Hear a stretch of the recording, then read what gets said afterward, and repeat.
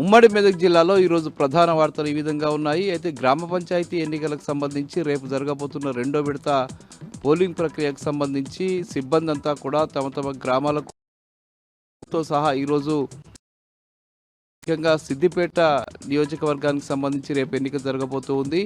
అట్లాగే దుబ్బాక నియోజకవర్గంలోని 4 మండలాలకు సంబంధించి కూడా గ్రామాలకు సంబంధించి ఎన్నిక జరగబోతుంది. అందులో భాగంగానే రేపు పోలింగ్ ప్రక్రియ కూడా జరగబోతున్న నేపథ్యంలో సిద్దిపేట, దుబ్బాక తదితర ప్రాంతాలకు సంబంధించిన పోలింగ్ సిబ్బంది అంతా కూడా తమకు ఇచ్చినటువంటి మెటీరియల్తో సహా వాళ్ళు గ్రామాలకు తరలి వెళ్ళిపోవడం ఇవాళ కనిపించింది. అట్లాగే అటు మెదక్ జిల్లాకు సంబంధించి మెదక్ జిల్లాలో జరగబోతున్నటువంటి రెండో విడత పోలింగ్ ప్రక్రియకు సంబంధించి కూడా పోలింగ్ సిబ్బంది అంతా కూడా మెటీరియల్తో సహా తమకు కేటాయించినటువంటి గ్రామాలకు తరలి వెళ్ళడం ఈరోజు కనిపించింది. అట్లాగే సంగారెడ్డి జిల్లాలో కూడా అదే పరిస్థితి కనిపించింది. జహీరాబాద్ డివిజన్తో పాటు నారాయణఖేడ్ ప్రాంతాల్లో ఎన్నిక జరగబోతుంది. అందులోకి సంబంధించి రెండో విడత పోలింగ్ జరగబోతున్నటువంటి గ్రామాలకు సిబ్బంది అంతా కూడా ఆ పోలింగ్కు సంబంధించిన మెటీరియల్ తీసుకుని వాళ్ళ కేటాయించినటువంటి గ్రామాలకు తరలి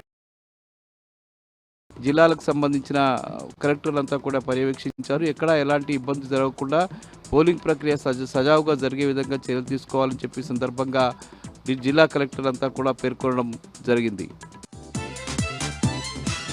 ఇక మొదటి విడత ఎన్నిక జరిగినటువంటి దుబ్బాక నియోజకవర్గంలోని దౌలతాబాదు అట్లాగే రాయపోల్ మండలాలకు సంబంధించిన బీఆర్ఎస్ గెలిచినటువంటి సర్పంచులు అట్లాగే ఉప సర్పంచులు వార్డు సభ్యులంతా కూడా ఈరోజు దుబ్బాకలో బీఆర్ఎస్ పార్టీ కార్యాలయంలో ఎమ్మెల్యే కొత్త ప్రభాకర్ రెడ్డిని కలిశారు. ఈ సందర్భంగా కొత్త ప్రభాకర్ రెడ్డి గెలుపొందిన సర్పంచులను ఉప సర్పంచులను వార్డు సభ్యులందరినీ కూడా అభినందించి వాళ్లను శాల్వాలతో సత్కరించడం జరిగింది. ఈ సందర్భంగా కొత్త ప్రభాకర్ రెడ్డి మాట్లాడుతూ రాబోయేటువంటి స్థానిక సంస్థల ఎన్నికల్లో కూడా బీఆర్ఎస్ పార్టీ విజయఢంకా మోగిస్తుందని చెప్పి ఆయన చెప్పడం జరిగింది. అదేవిధంగా రెండో మూడో విడత జరిగేటువంటి గ్రామ పంచాయతీ ఎన్నికల్లో కూడా బీఆర్ఎస్ పార్టీకి సంబంధించిన అభ్యర్థులంతా విజయం సాధిస్తారని చెప్పి ఆయన ధీమా వ్యక్తం చేయడం జరిగింది.